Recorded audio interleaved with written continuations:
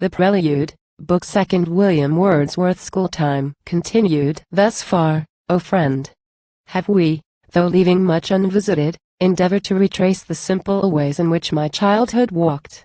Those chiefly that first led me to the love of rivers, woods, and fields. The passion yet was in its birth, sustained as might befall by nourishment that came unsought. For still from week to week, from month to month, we lived a round of tumult. Duly were our games prolonged in summer till the daylight failed, no chair remained before the doors. The bench and threshold steps were empty. Fast asleep the laborer, and the old man who had sate a later lingerer. Yet the revelry continued and the loud uproar. At last, when all the ground was dark, and twinkling stars edged the black clouds, home and to bed we went, feverish with weary joints and beating minds. Ah! Is there one who ever has been young, nor needs a warning voice to tame the pride of intellect and virtue's self-esteem? One is there, though the wisest and the best of all mankind, who covets not at times union that cannot be, who would not give if so he might, to duty and to truth the eagerness of infantine desire. A tranquilizing spirit presses now on my corporeal frame, so wide appears the vacancy between me and those days which yet have such self-presence in my mind, that, musing on them, often do I seem to conscious of myself and of some other being. A rude mass of native rock, left midway in the square of our small market village, was the goal or center of these sports. And when, returned after long absence, thither I repaired, gone was the old grey stone, and in its place a smart assembly room usurped the ground that had been ours. There let the fiddle scream, and be ye happy. Yet, my friends, I know that more than one of you will think with me of those soft starry nights, and that old dame from whom the stone was named, who there had sate, and watched her table with its huckster's wares assiduous, through the length of 60 years. We ran a boisterous course. The year span round with giddy motion. But the time approached that brought with it a regular desire for calmer pleasures, when the winning forms of nature were collaterally attached to every scheme of holiday delight and every boyish sport, less grateful and languidly pursued. When summer came, our pastime was, on bright half-holidays, to sweep along the plain of Windermere with rival oars. And the selected bourne was now an island musical with birds that sang and ceased not. Now a sister isle beneath the oak's umbrageous covert, sown with lilies of the valley like a field. And now a third small island, where survived in solitude the ruins of a shrine once to Our Lady dedicate, and served daily with chaunted rites. In such a race so ended, disappointment could be none, uneasiness, or pain, or jealousy. We rested in the shade, all pleased alike, conquered and conqueror. Thus the pride of strength, and the vainglory of superior skill, were tempered. Thus was gradually produced a quiet independence of the heart. And to my friend who knows me I may add, fearless of blame, that hence for future days ensued a diffidence and modesty, and I was taught to feel, perhaps too much, the self-sufficing power of solitude. Our daily meals were frugal, Sabine fare. More than we wished we knew the blessing then of vigorous hunger, hence corporeal strength unsapped by delicate viands. For, exclude a little weekly stipend, and we lived through 3 divisions of the quartered year in penniless poverty. But now to school from the half-yearly holidays returned, we came with weightier purses, that sufficed to furnish treats more costly than the dame of the old grey stone, from her scant board, supplied. Hence rustic dinners on the cool green ground, or in the woods, or by a riverside or shady fountains, while among the leaves soft airs were stirring, and the midday sun unfelt shone brightly round us in our joy. Nor is my aim neglected if I tell how sometimes, in the length of those half-years, we from our funds drew largely, proud to curb, and eager to spur on, the galloping steed. And with the courteous innkeeper, whose stud supplied our wand, we happily might employ sly subterfuge, if the adventurer's bound were distant, some famed temple where of yore the Druids worshipped, or the antique walls of that large abbey, where within the vale of Nightshade, to St. Mary's honour built, stands yet a mouldering pile with fractured arch, belfry, and images, and living trees. A holy scene. Along the smooth green turf our horses grazed. To more than inland peace, left by the west wind sweeping overhead from the tumultuous ocean, trees and towers in that sequestered valley may be seen, both silent and both motionless alike. Such the deep shelter that is there, and such the safeguard for repose and quietness. Our steeds remounted and the summons given, with whip and spur we through the Chandra flew in uncouth race, and left the cross-legged knight, and the stone abbot, and that single wren which one day sang so sweetly in the nave of the old church, that though from recent showers the earth was comfortless, and, touched by faint internal breezes, sobbings of the place and respirations, from the roofless walls the shuddering ivy dripped large drops, yet still so sweetly mid the gloom the invisible bird sang to herself, that there I could have made my dwelling place, and lived forever there to hear such music. Through the walls we flew and down the valley, and, a circuit made in wantonness of heart, through rough and smooth we scampered homewards. Oh, ye rocks and streams, and that still spirit shed from evening air! Even in this joyous time I sometimes felt your presence, when with slackened step we breathed along the sides of the steep hills, or when lighted by gleams of moonlight from the sea we beat with thundering hoofs the level sand. Midway on long Wenander's eastern shore, within the crescent of Pleasant Bay, a tavern stood. No homely featured house, primeval like its neighboring cottages, but 'twas a splendid place, the door beset with chaises, grooms, and liveries, and within decanters, glasses, and the blood-red wine. In ancient times, and ere the hall was built on the large island, had this dwelling been more worthy of a poet's love, a hut, proud of its own bright fire and sycamore shade. But though the rhymes were gone that once inscribed the threshold, and large golden characters, spread o'er the spangled signboard, had dislodged the old lion and usurped his place, in slight and mockery of the rustic painter's hand, yet, to this hour, the spot to me is dear with all its foolish pomp. The garden lay upon a slope surmounted by a plain of a small bowling green. Beneath us stood a grove, with gleams of water through the trees and over the tree-tops. Nor did we want refreshment, strawberries and mellow cream. There, while through half an afternoon we played on the smooth platform, whether skill prevailed or happy blunder triumphed, bursts of glee made all the mountains ring. But, ere nightfall, when in our pinnace we returned at leisure over the shadowy lake, and to the beach of some small island steered our course with one, the minstrel of the troop, and left him there, and rode off gently, while he blew his flute alone upon the rock. Oh, then, the calm and dead still water lay upon my mind even with a weight of pleasure, and the sky, never before so beautiful, sank down into my heart, and held me like a dream. Thus were my sympathies enlarged, and thus daily the common range of visible things grew dear to me. Already I began to love the sun. A boy I loved the sun, not as I since have loved him, as a pledge and surety of our earthly life, a light which we behold and feel we are alive. Nor for his bounty to so many worlds, but for this cause, that I had seen him lay his beauty on the morning hills, had seen the western mountain touch his setting orb, in many a thoughtless hour, when, from excess of happiness, my blood appeared to flow for its own pleasure, and I breathed with joy. And, from like feelings, humble though intense, to patriotic and domestic love analogous, the moon to me was dear. For I could dream away my purposes, standing to gaze upon her while she hung midway between the hills, as if she knew no other region, but belonged to thee, yea, appertained by peculiar right to thee and thy greyhoods, thou one dear vale. Those incidental charms which first attached my heart to real objects, day by day grew weaker, and I hasten on to tell how nature, intervening till this time in secondary, now at length was sought for her own sake. But who shall parcel out his intellect by geometric rules, split like a province into round and square? Who knows the individual hour in which his habits were first sown, even as a seed? Who that shall point us with a wand and say ampersand quo? This portion of the river of my mind came from yon fountain. Ampersand quo. Thou, my friend, art one more deeply read in thy own thoughts.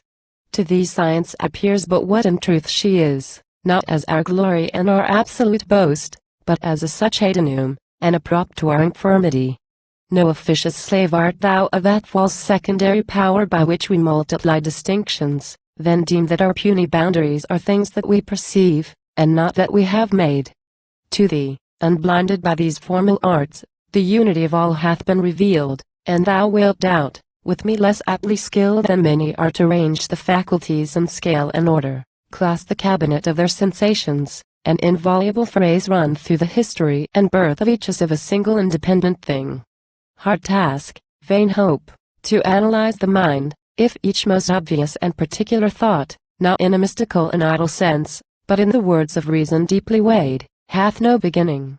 Blessed the infant babe, for with my best conjecture I would trace our being's earthly progress. Blessed the babe, nursed in his mother's arms, who sinks to sleep rocked on his mother's breast, who with his soul drinks in the feelings of his mother's eye.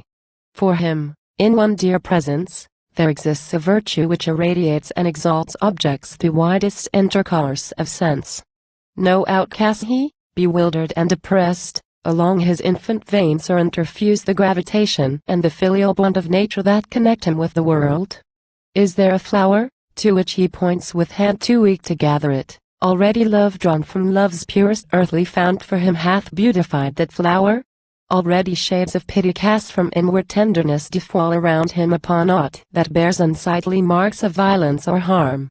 Emphatically such a being lives, frail creature as he is, helpless as frail, an inmate of this active universe, for feeling has to him imparted power that through the growing faculties of sense doth like an agent of the one great mind create, creator and receiver both, working but in alliance with the works which it beholds. Such, verily, is the first poetic spirit of our human life, by uniform control of after years, in most, abated or suppressed. In some, through every change of growth and of decay, preeminent till death. From early days, beginning not long after that first time in which, a babe, by intercourse of touch I held mute dialogues with my mother's heart, I have endeavored to display the means whereby this infant sensibility, great birthright of our being, was in me augmented and sustained. Yet is a path more difficult before me, and I fear that in its broken windings we shall need the chamois sinews, and the eagle's wing, for now a trouble came into my mind from unknown causes. I was left alone seeking the visible world, nor knowing why. The props of my affections were removed, and yet the building stood, as if sustained by its own spirit. All that I beheld was dear, and hence to finer influxes the mind lay open to a more exact and close communion.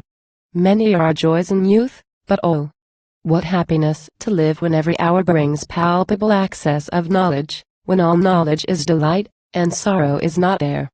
The seasons came, and every season wheresoe'er I moved unfolded transitory qualities, which, but for this most watchful power of love, had been neglected. Left a register of permanent relations, else unknown. Hence life, and change, and beauty, solitude more active ever than and quo. Best society and quo. Society made sweet as solitude by silent and obtrusive sympathies, and gentle agitations of the mind from manifold distinctions, difference perceived in things, where, to the unwatchful eye, no differences, and hence, from the same source, sublimer joy. For I would walk alone, under the quiet stars, and at that time have felt what air there is of power in sound to breathe an elevated mood, by form or image unprofaned. And I would stand, if the night blackened with a coming storm, beneath some rock, listening to notes that are the ghostly language of the ancient earth, or make their dim abode in distant winds. Thence did I drink the visionary power, and deem not profitless those fleeting moods of shadowy exaltation, not for this, that they are kindred to our purer mind and intellectual life, but that the soul, remembering how she felt, but what she felt remembering not, retains an obscure sense of possible sublimity, whereto with growing faculties she doth aspire, with faculties still growing, feeling still that whatsoever point they gain, they yet have something to pursue. And not alone, mid gloom and tumult, but no less mid fair and tranquil scenes, that universal power and fitness in the latent qualities and essences of things, by which the mind is moved with feelings of delight, to me came strengthened with a superadded soul, a virtue not its own. My morning walks were early.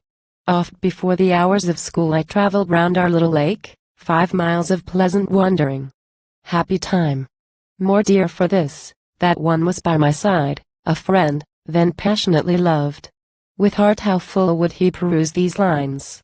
For many years have since flowed in between us, and, our minds both silent to each other. At this time we live as if those hours had never been.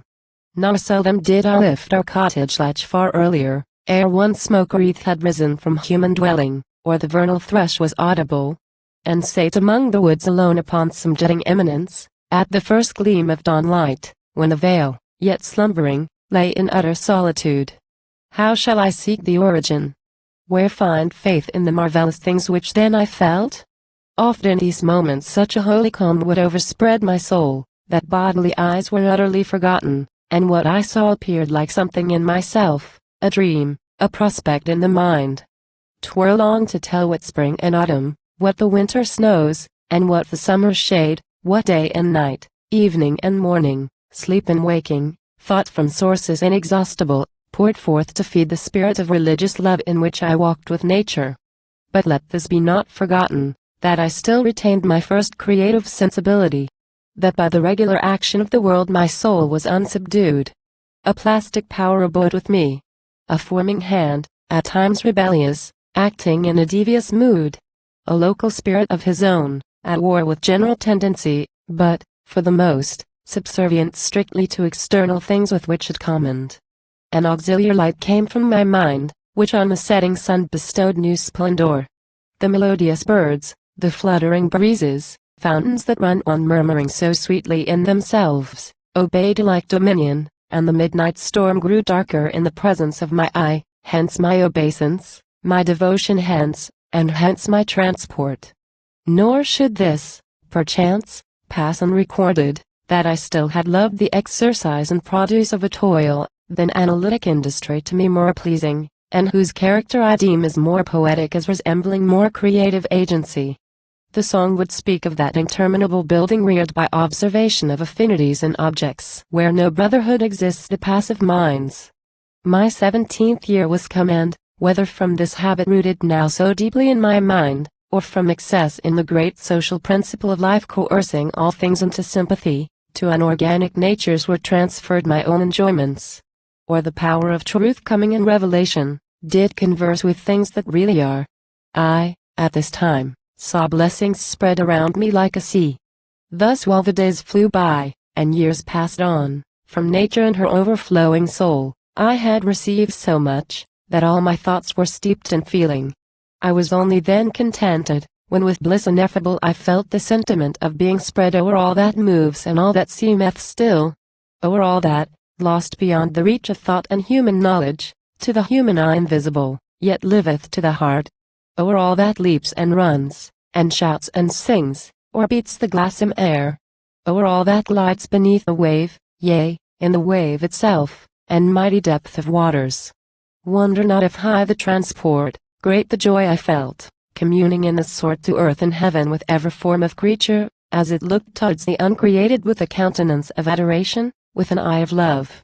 One song they sang, and it was audible, most audible, then, when the fleshly ear, overcome by humblest prelude of that strain, forgot her functions, and slept undisturbed. If this be error, and another faith find easier access to the pious mind, yet were I grossly destitute of all those human sentiments that make this earth so dear, if I should fail with grateful voice to speak of you, ye mountains, and ye lakes and sounding cataracts, ye mists and winds that dwell among the hills where I was born. If in my youth I have been pure in heart, if, mingling with the world, I am content with my own modest pleasures, and have lived with God and nature communing, removed from little enmities and low desires, the gift is yours. If in these times of fear, this melancholy waste of hopes o'erthrown, if, mid indifference and apathy, and wicked exultation, when good men on every side fall off, we know not how, to selfishness, disguised in gentle names of peace and quiet and domestic love, yet mingled not unwillingly with sneers on visionary minds. If, in this time of dereliction and dismay, I yet despair not of our nature, but retain a more than Roman confidence, a faith that fails not, in all sorrow my support, the blessing of my life, the gift is yours, ye winds and sounding cataracts. 'Tis yours, ye mountains. Thine, O nature. Thou hast fed my lofty speculations. And thee, for this uneasy heart of ours, I find a never-failing principle of joy and purest passion. Thou, my friend. wert reared in the great city, mid far other scenes. But we, by different roads, at length have gained the self-same bourne. And for this cause to thee I speak, unapprehensive of contempt, the insinuated scoff of coward tongues, and all that silent language which so oft in conversation between man and man blots from the human countenance all trace of beauty and of love. For thou hast sought the truth in solitude, and, since the days that gave thee liberty, full long desired, to serve in nature's temple, thou hast been the most assiduous of her ministers. In many things, my brother, chiefly here in this our deep devotion. Fare thee well. Health and the quiet of a healthful mind attend thee. Seeking oft the haunts of men, and yet more often living with thyself, and for thyself, so haply shall thy days be many, and a blessing to mankind.